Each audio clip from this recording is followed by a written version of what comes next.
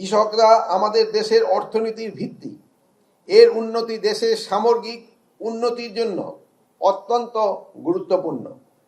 আমাদের কৃষি উৎপাদনশীলতা বৃদ্ধি, টেকসই কৃষি ব্যবস্থাপনা গঠন, কৃষকদের জীবনমান উন্নয়ন করার লক্ষ্যে আপনাদের দিক নির্দেশনা এবং কর্ম পরিকল্পনা অত্যন্ত গুরুত্বপূর্ণ।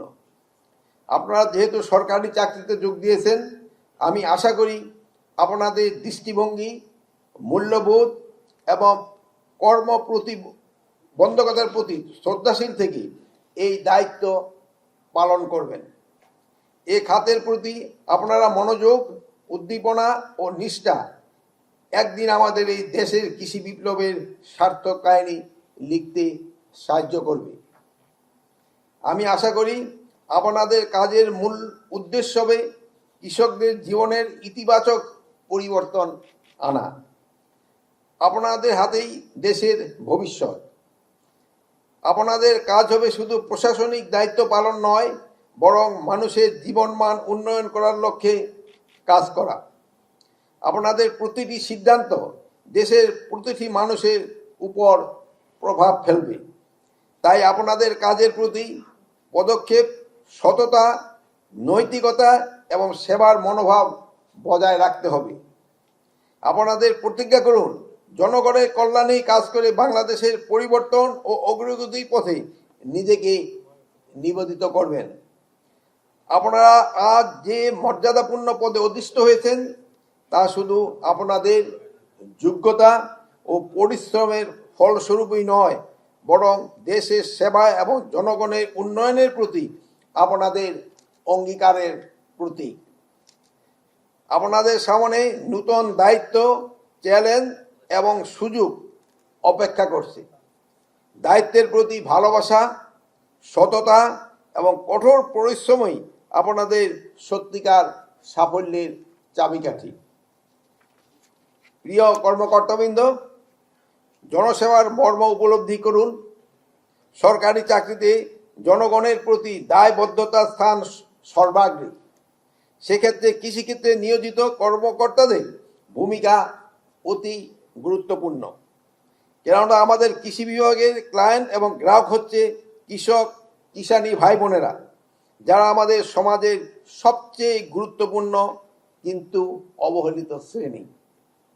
তাই প্রজাতন্ত্রের একজন কর্মচারী হিসাবে আপনারা গ্রাহক তথা কৃষককুলকে যথাযথ মর্যাদা প্রদান করতে হবে। জনগণের প্রদত্ত ট্যাক্সের টাকায় আপনাদের বেতন হয়। প্রজাতন্ত্রের একজন কর্মচারী হিসাবে এই সত্যটি সর্বদা অন্তরে ধারণ করবেন। একজন প্রকৃত সেবক হিসাবে সাধারণ জনগণ তথা কৃষকদের সমস্যা গভীরভাবে অনুধাবন করতে হবে, যথাযথ সমাধানের জন্য কাজ করতে হবে। কৃষিখাতকে আধুনিক প্রযুক্তির ব্যবহার, গবেষণার ফলাফল কৃষকদের দ্বার গোড়ায় পৌঁছে দিতে হবে। প্রতিটি পদক্ষেপে নৈতিকতা বজায় রাখতে হবে। স্বচ্ছতা ও জবাবদিহিতা আপনাদের প্রতি জনগণের আস্থা তৈরি করবে। আপনারা অফিসে আসা প্রতিটি কৃষক যেন তাদের সমস্যা সমাধানের জন্য আত্মবিশ্বাসী হন তা নিশ্চিত করুন।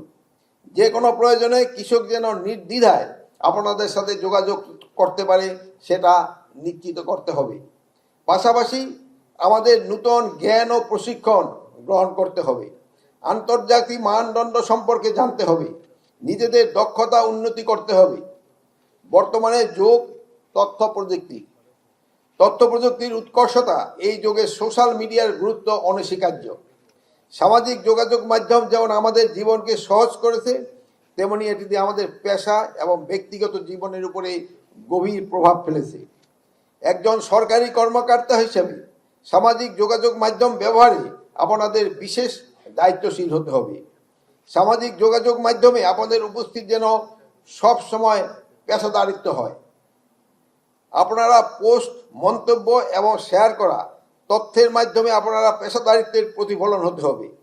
পাশাপাশি সরকারি কর্মকর্তা হিসাবে আমাদের কাছে বিভিন্ন গুরুত্বপূর্ণ সংবেদনশীল তথ্য থাকবে।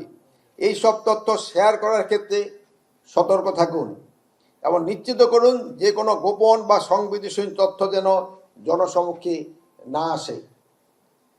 সিভিল সার্ভিসের নবীন কর্মকর্তা হিসাবে আপনাদের ওয়ার্ক লাইফ ব্যালেন্স এর বিষয়ে সর্বদা সচেষ্ট থাকতে হবে, কেননা এর মাধ্যমে একদিন যেমন পেশাগত দায়িত্ব পালন সহজ হয়, তেমনি ব্যক্তিগত পারিবারিক সম্পর্ক, বিশ্রাম, স্বাস্থ্য বিষয়েও গুরুত্ব প্রদান করা হয়। আপনারা দেশের ভবিষ্যৎ, সঠিক দৃষ্টিভঙ্গি এবং প্রযুক্তির সঠিক ব্যবহার আপনাদের সাফল্যের মূল চাবিকাঠি। আশা করি আপনারা সর্বদা প্রোঅ্যাক্টিভ থাকবেন, কখনো রিঅ্যাক্টিভ হবেন না। কর্মক্ষেত্রে সর্বদা প্রো পিপলস অ্যাটিটিউড ধারণ করবেন। আপনাদের মনে রাখতে হবে, সরকারি চাকরি শুধু একটি পেশা নয়, এটি জনগণের প্রতি দায়বদ্ধতা, দেশের উন্নয়নের প্রতি অঙ্গীকার। এই দায়িত্ব পালনে আপনারা অবশ্যই সরকারি আইন, কানুন, বিধি মেনে চলতে হবে। আইন ও বিধিবিধানের মেনে চলার মাধ্যমে আপনারা সততা, ন্যায়পরায়ণতা, পেশাদারিত্বের প্রদর্শন করবেন। এটি আপনাদের প্রতি জনগণের আস্থা বাড়বে। সরকারি আইন ও বিধিবিধান আপনাদের কাছে প্রতিটি ধাপে স্বচ্ছতা ও জবাবদিহিতা নিশ্চিত করবে। তাই চাকরি জীবনে প্রথম থেকেই সরকারি চাকরি আইন বিধিবিধান সম্পর্কে সুস্পষ্ট ধারণা নিন। এই আইন কানুন শুধু আপনাকে সঠিক পথেই পরিচালিত করবে না, বরং এটি আপনার পেশাগত জীবনের জন্য একটি শক্তিশালী ভিত্তি তৈরি করবে। নিয়মিত প্রশিক্ষণ, পেশাগত উন্নয়নে যে অবধারিত সুযোগ রয়েছে তা কাজে লাগান। স্বার্থের সংঘাত এড়িয়ে চলুন। আপনার ব্যক্তিগত স্বার্থ ও পেশাগত দায়িত্ব যেন কখনো একে অপরকে ক্ষতিগ্রস্ত না করে। প্রতিটি সিদ্ধান্ত গ্রহণে জনগণের কল্যাণকে অগ্রাধিকার দিন। মনে রাখবেন, আপনার কাজের প্রতিটি পদক্ষেপ দেশের সাধারণ মানুষের জীবনে প্রভাব ফেলবে। আপনাদের নিষ্ঠা, সততা, পেশাদারিত্ব দেশের উন্নয়নে নূতন দিগন্ত উন্মোচন করবে বলে আমি বিশ্বাস করি। পরিশেষে আমি আবারও আহ্বান জানাবো, আপনাদের প্রতিটি সিদ্ধান্ত এবং কাজের মাধ্যমে জনগণের বিশ্বাস অর্জন করুন। অনেস্টি, সিনসিয়ারিটি অ্যান্ড ডেডিকেশন এবং কমিটমেন্ট আপনাদের সাফল্যের মূল চাবিকাঠি হতে হবে। একদিন আপনার কাজই আপনার পরিচয় ঘটবে। আপনার কর্মক্ষেত্র পথ মসৃণ হোক এবং আলোকিত হোক আপনার সেবা। তা আমার এক নবীন ভাই এখানে উঠে এসে বলছিল তার ভিতরে কিছুটা হতাশ আছে। তার হতাশের কারণ আমি বুঝলাম না। তার পোস্টিং মনে হয়েছে রাঙ্গামাটি। তা আমি এখানে দেখলাম রাঙ্গামাটি যাদের পোস্টিং হয়েছে এই ছাড়া কিন্তু অনেকগুলি জায়গা আছে রাঙ্গামাটির থেকেও আরো অন্যান্য দূরে। নাইকিংছড়িয়ে কারো পোস্টিং হয়েছে, মানিকছড়ি হয়েছে, বান্দরবনে হয়েছে, রাজস্থলীতে হয়েছে, মাটিরাঙ্গায় হয়েছে।